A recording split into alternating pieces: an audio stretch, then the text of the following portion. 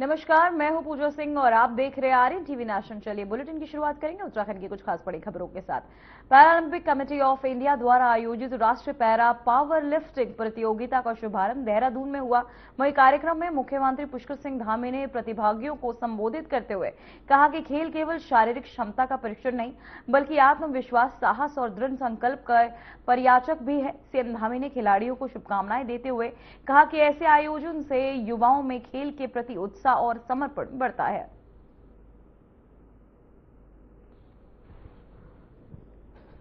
Para power lifting championship में उपस्थित हमारे सभी वीर पैरा खिलाड़ियों, खेल प्रेमियों और सभी आए हुए अतिथियों का, सभी नौजवान युवा साथियों का मैं हृदय से स्वागत करता हूं, अभिनंदन करता हूं।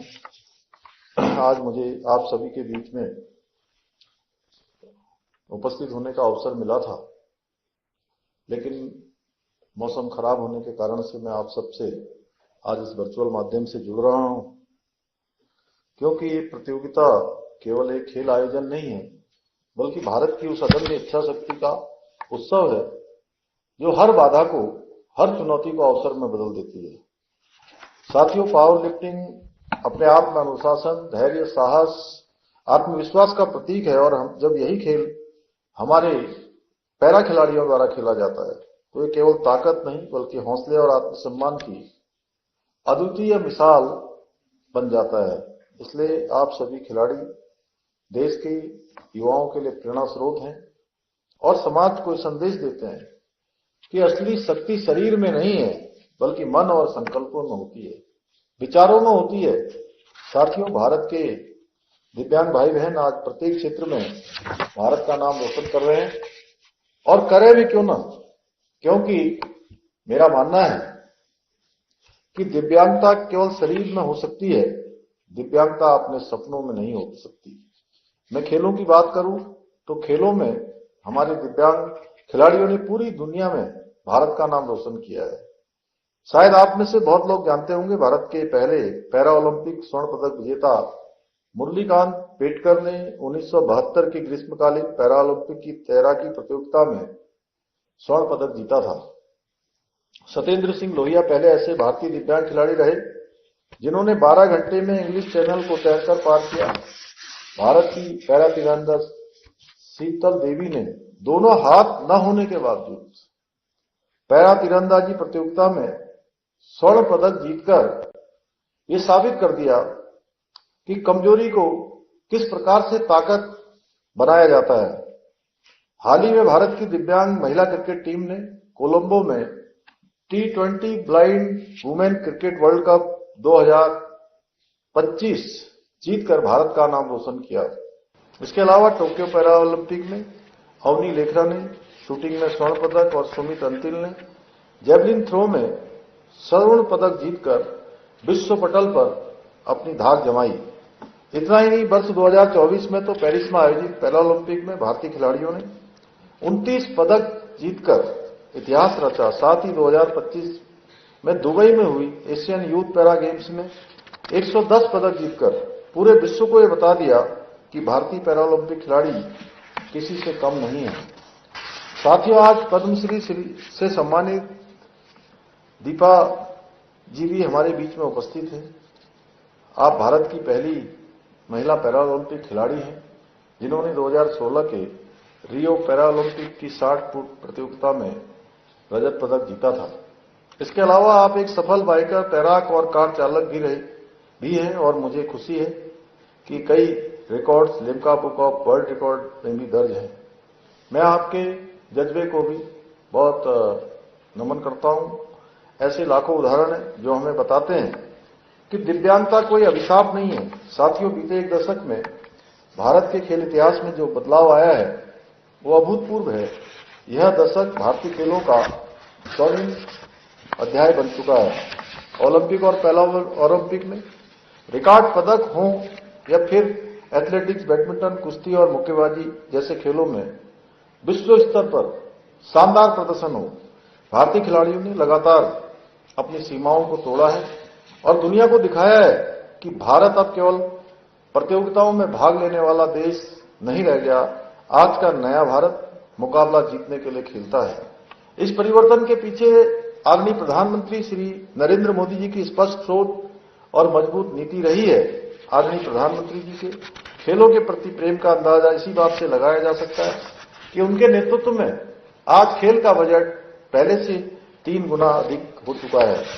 साथ ही उनके द्वारा शुरू की गई खेलो इंडिया मुहिम ने जहां देश के प्रत्येक भाग से विभिन्न खेल प्रतियोगिताओं को आगे लेने का काम किया गया है, वहीं देश में स्पोर्ट्स इंफ्रास्ट्रक्चर को भी मजबूती प्रदान की है।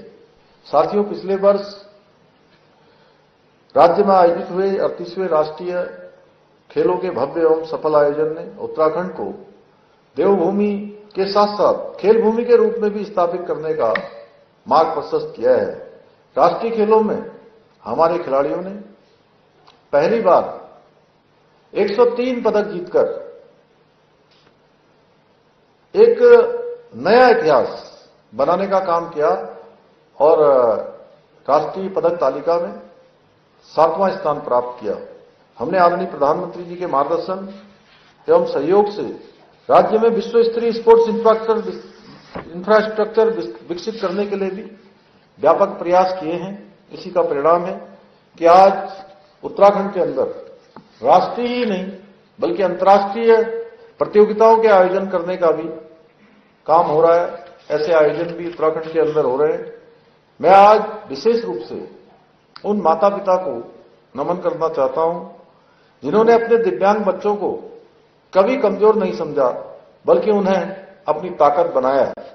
आपने समाज की सोच से ऊपर उठकर बच्चों पर विश्वास किया और आज वही बच्चे पूरे देश के लिए प्रेरणा बन रहे हैं। मैं आज के इस कार्यक्रम के माध्यम से अपने सभी युवा साथियों से भी कहना चाहता हूं कि अगर आपके जीवन में कोई परेशानी है, अगर रास्ता मुश्किल लग रहा है, तो आप इन पैरा खिलाड़ियों को देखिए, उनसे प्रेरणा लीजिए। इन्होंने हमें सिखाया है कि हालात चाहे जैसे भी हों, मेहनत और आत्मविश्वास से हर बाधा को पार किया जा सकता है, हर मुश्किल को हल किया जा सकता है, हर चुनौती को अवसर में बदला जा सकता है। ये खिलाड़ी हमें हार मानना नहीं बल्कि संघर्ष करना सिखाते हैं। आज इस मंच से पूरे देश को संदेश जाना चाहिए कि उत्तराखंड उस हर प्रयास के साथ खड़ा है जो आत्मसम्मान, समान अवसर और मानवीय गरिमा को आगे बढ़ाता है। मैं सभी खिलाड़ियों को इस प्रतियोगिता के लिए हार्दिक शुभकामनाएं देता हूं। आप पूरे जोश, आत्मविश्वास और खेल भावना के साथ मैदान में उतरिए। जीत और हार नहीं बल्कि आपका संघर्ष, ये आपकी सबसे बड़ी जीत है, क्योंकि आपकी लड़ाई किसी और से नहीं है, स्वयं के हालातों से रही है। पर आपने कभी भी अपनी शारीरिक कमजोरी को बहाना नहीं बनाया बल्कि उसे अपनी ताकत और पहचान बनाया है। मेरे युवा साथियों, आपने हौसले और आत्मविश्वास की शक्ति क्या होती है ये पूरे विश्व को दिखाने का काम किया है। इसलिए मैं आप सभी पैरा खिलाड़ियों को सैल्यूट करते हुए, आप सबको शुभकामनाएं देते हुए और आपके विकल्प रहित संकल्प का सम्मान करते हुए मैं अपनी बात को समाप्त करता हूं। तो वहीं मुख्य सचिव आनंद वर्धन की अध्यक्षता में सचिवालय में सेब की अति सघन बागवानी योजना को लेकर उच्च स्तरीय बैठक हुई। बैठक में प्रदेश में सेब, कीवी और ड्रैगन फ्रूट के उत्पादन को बढ़ावा देने पर चर्चा की गई। मुख्य सचिव ने किसानों को क्लस्टर आधारित खेती के लिए प्रेरित करने, हाई डेंसिटी सेब पौधों को बढ़ावा देने पर चर्चा की। साथ ही प्रदेश में नए कोल्ड स्टोरेज विकसित करने, नर्सरियों को अपग्रेड करने और योजनाओं के प्रभावी क्रियान्वयन के लिए पीएमयू गठित करने पर भी जोर दिया। बैठक में सेब उत्पादन क्षेत्र बढ़ाकर किसानों की आय में वृद्धि करने पर विशेष फोकस किया गया। तो भाई आपको बताते चले, सेब अति सघन बागवानी को लेकर बैठक हुई। किसानों की आय बढ़ाने का लक्ष्य जिसे लेकर आपको बताते चले, सेब बागवानी को लेकर किसानों को जानकारियां भी दी गई। हाई डेंसिटी सेब पौधों को बढ़ावा दिया गया, जहां किसानों की आय बढ़ाने का लक्ष्य इस बैठक में खास अहम मुद्दा माना गया। हाई डेंसिटी सेब पौधों को बढ़ावा देने पर भी जोर दिया गया।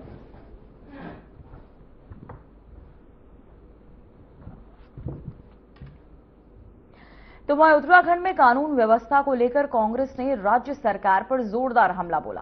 प्रदेश अध्यक्ष गणेश गोदियाल के नेतृत्व में कांग्रेस कार्यकर्ताओं ने कांग्रेस भवन राजपुर रोड में स्थित मुख्यालय सुभाष रोड तक प्रदर्शन किया और नारेबाजी की। वहीं पुलिस ने पीएचक्यू से पहले बैरिकेडिंग लगाकर कार्यकर्ताओं को रोक दिया, जिसके बाद सभी कार्यकर्ता सड़क पर बैठकर धरने पर बैठ गए। तो वहीं आपको बताते चले, कानून व्यवस्था पर कांग्रेस का ये जोरदार प्रदर्शन, जहां देहरादून में कांग्रेस ने नारेबाजी की, वहीं गणेश गोदियाल के नेतृत्व में ये प्रदर्शन किया गया।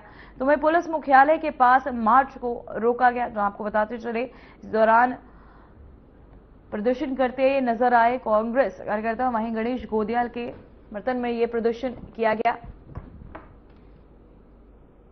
तो वहीं सैनिक कल्याण मंत्री गणेश गोदियाल से उपनल कर्मचारी महासंघ के पदाधिकारियों ने उनके कैंप कार्यालय में भेंट कर 10 वर्ष की निरंतर सेवा पूर्ण करने वाले उपनल कर्मियों को सम्मान कार्य समान वेतन का लाभ दिए जाने पर आभार व्यक्त किया। वहीं सैनिक कल्याण मंत्री गणेश जोशी ने मिठाई खिलाकर पदाधिकारियों को बधाई एवं शुभकामनाएं दी। सैनिक कल्याण मंत्री ने और साथ ही आपको बताते चले, इस दौरान मुख्यमंत्री पुष्कर सिंह धामी कैबिनेट में सभी से प्राथमिकता देते हुए उनके कल्याण के लिए लगातार कार्य कर रही है।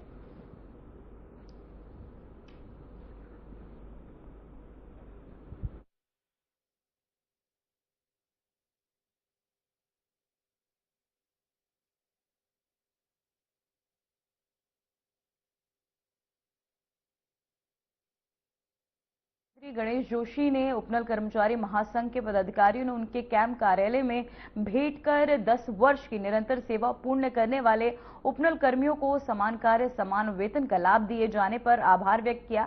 सैनिक कल्याण मंत्री गणेश जोशी ने मिठाई खिलाकर पदाधिकारियों को बधाई एवं शुभकामनाएं भी दी।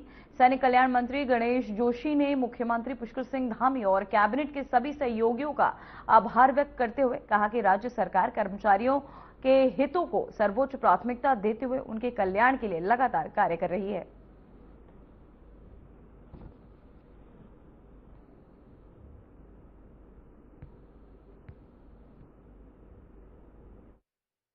हमारे कर्मचारी, जो हमारे भाई हैं, हमारे बच्चे कई दिनों से संघर्षरत थे।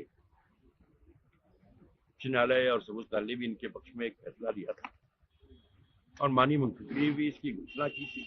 उनका सपना साकार हुआ है। कल कैबिनेट ने इसमें फैसला लिया है और निश्चित ही, क्योंकि देखिए 20,000 की संख्या कोई कम नहीं होती और कई वर्षों से ये कामरत थे कि वह एक जायज मांग थी और फेस वाइज हम सब कुछ वाइज करेंगे। फिलहाल लगभग 7,000-7,500 कर्मचारी इस दायरे में आ रहे हैं और क्योंकि प्रदेश की विपरीत को हमें देखना है, इसके लिए मैं माननीय मुख्यमंत्री जी का और अपने कैबिनेट के सभी साथियों का धन्यवाद करता हूँ कि उनके पक्ष में कल कैबिनेट ने फैसला दिया है। क्योंकि मुझे ध्यान है जब ये ठंड में बैठे हुए थे और कई एक व्यक्ति की डेथ भी हो गई थी।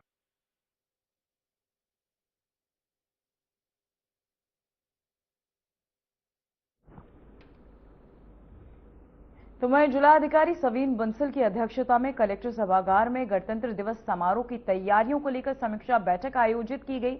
जिलाधिकारी ने सभी विभागों को आपसी समन्वय के साथ व्यवस्थाएं चाक चौबंद रखने के निर्देश दिए ताकि समारोह गरिमामय एवं सुव्यवस्थित ढंग से संपन्न हो सके।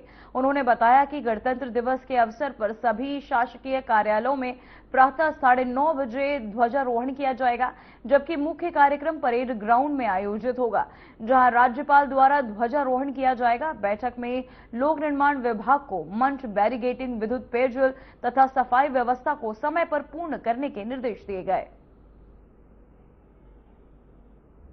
शासन माननीय मुख्यमंत्री। तो वहीं आपको बताते चले गणेश, साथ ही आपको बता दें गणतंत्र दिवस को लेकर सभी तमाम तैयारियां की जा चुकी हैं।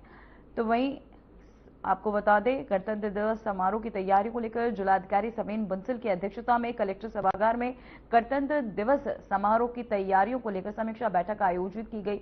जिलाधिकारी ने सभी विभागों को आपसी समन्वय के साथ व्यवस्थाएं चाक चौबंद रखने के निर्देश दिए ताकि समारोह गरिमामय एवं सुव्यवस्थित ढंग से संपन्न हो सके। उन्होंने बताया कि गणतंत्र दिवस के अवसर पर सभी शासकीय कार्यालयों में प्रातः 9:30 बजे ध्वजारोहण किया जाएगा, जबकि मुख्य कार्यक्रम परेड ग्राउंड में आयोजित होगा, जहां राज्यपाल द्वारा ध्वजारोहण किया जाएगा। बैठक में लोक निर्माण विभाग को मंच, बैरिकेडिंग, विद्युत, पेयजल तथा सफाई व्यवस्था को समय पर पूर्ण करने के निर्देश दिए गए।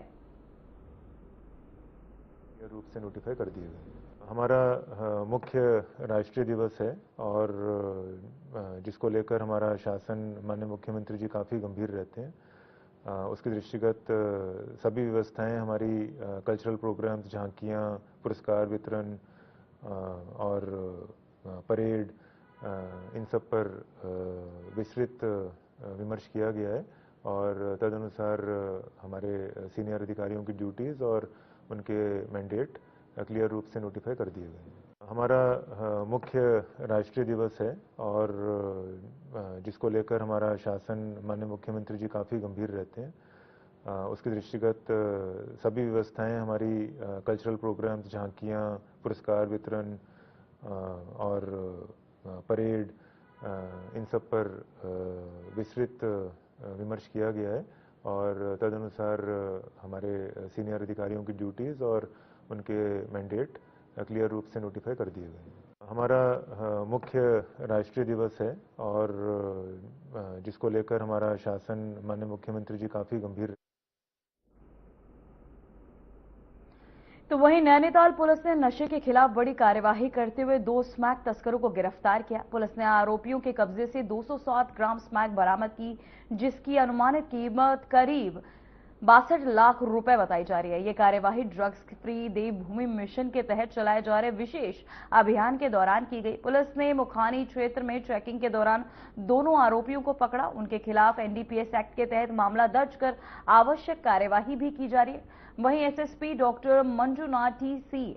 ने टीम की सराहना करते हुए नगद पुरस्कार देने की घोषणा भी की। तो वहीं आपको बताते चले, पुलिस को मिली बड़ी सफलता, जहां 2 स्मैक तस्कर गिरफ्तार किए गए। 207 ग्राम स्मैक पुलिस ने उनके पास से बरामद की। वहीं स्मैक की कीमत 62 लाख रुपए बताई जा रही है। पुलिस टीम को इनाम घोषित करेगी। माननीय मुख्यमंत्री महोदय का निर्देश रहता है कि अपराधों के विरुद्ध जो है प्रभावी कार्रवाई करना है और उत्तराखंड को नशा मुक्त उत्तराखंड बनाने में ड्रग्स के विरुद्ध प्रभावी कार्रवाई करना है। इसी दिशा में माननीय डीजीपी महोदय और माननीय आईजी महोदय का निर्देश रहता है। अभी जो है विगत दिन जो है हमारा जो एसओजी और थाना पुलिस को संयुक्त कार्रवाई में बहुत अच्छी रिजल्ट मिला है। 2 अभियुक्तों को गिरफ्तारी हुई है और इनकी कब्जे में कुल 207 ग्राम स्मैक 207 ग्राम जो है अवैध स्मैक मिला है, जिसका मार्केट वैल्यू जो है लगभग 63 लाख से भी ऊपर है। साथियों, मैं ये कहना चाहूंगा, 1 ग्राम स्मैक में 2-3 लोग जो है उसका नशा करता है। 207 ग्राम स्मैक में कितने सारे गरीब परिवार और युवाओं को नशे की इसमें धकेलने से बचे हुए हैं। ये बहुत अच्छी कार्रवाई है। बहुत सारे लोग जो है नशे के प्रकोप में जाने से बचे हुए हैं।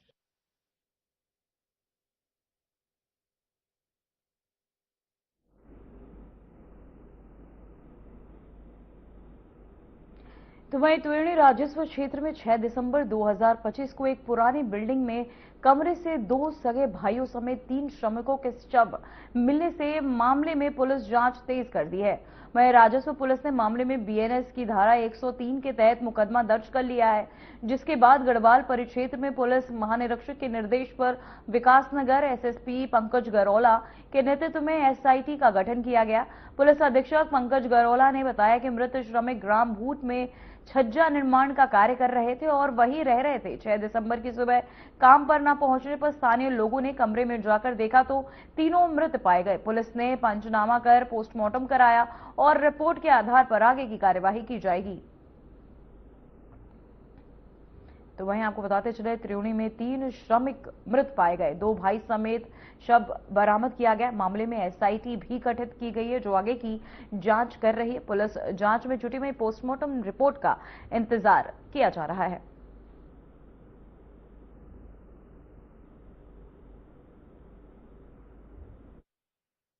ये घटना 6 तारीख को घटित हुई है भूड़ गांव में। देवनाट के 2 युवक वो अपने रिलेटिव के साथ वहाँ पे छप्पर जो ऊपर डालने का काम करते हैं और वहाँ पे उन्होंने कॉन्ट्रैक्ट लिया हुआ था। अमित राणा नाम के उनके प्रधान, उनके घर पे कार्य चल रहा था।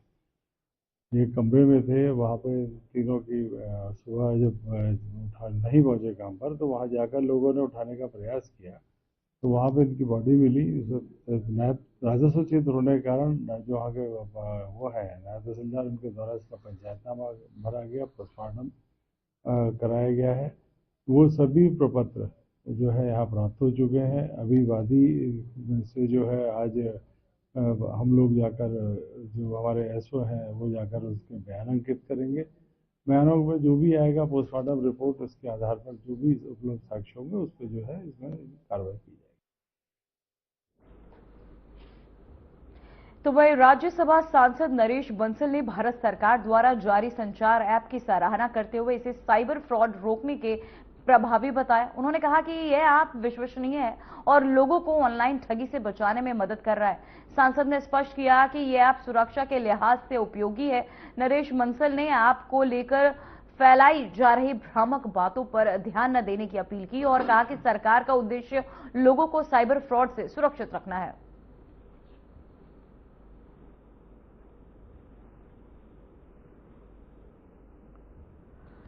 देखिए, इसमें सबसे बड़ा है कि लोगों की जागरूकता के लिए है और साइबर क्राइम से बचने के लिए है। लेकिन कुछ लोग जो गलत नैरेटिव फैला रहे हैं, उसके साथ साथ ये भी है कि जिनको इसको पढ़ लें, देख लें, समझ लें, जिनको अच्छा लगता है, जिनको लगता है कि उनको साइबर फ्रॉड से बचाएगा ये, वो उसको लोड करें। कोई अनिवार्य रूप से नहीं है, लोड कर भी सकते हैं, जिनको नहीं करना ना करें। देखिए, इसमें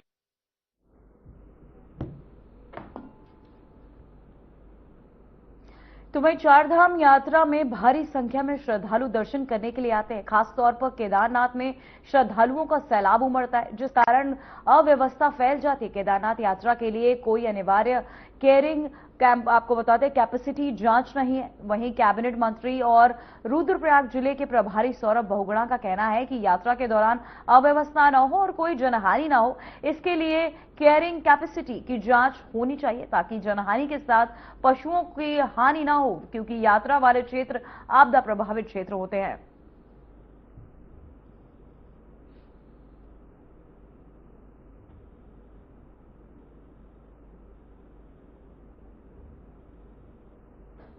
उसकी एक पूरी उसका डिटेल रूप में उसकी कहीं ना कहीं जांच भी होनी चाहिए, क्योंकि देखिए पर्वतीय क्षेत्र है, आपको मालूम है कि आपदाग्रस्त भी रहता है।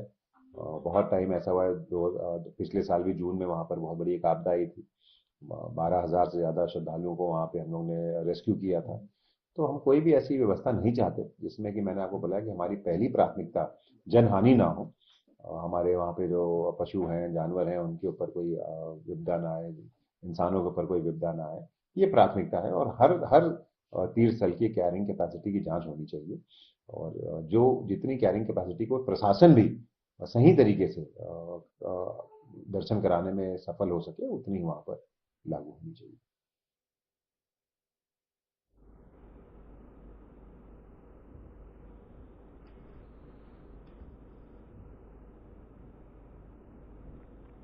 फिलहाल उत्तराखंड की खबरों में इतना ही। देखते रहिए RNTV नेशनल। मुझे दीजिए इजाजत। नमस्कार।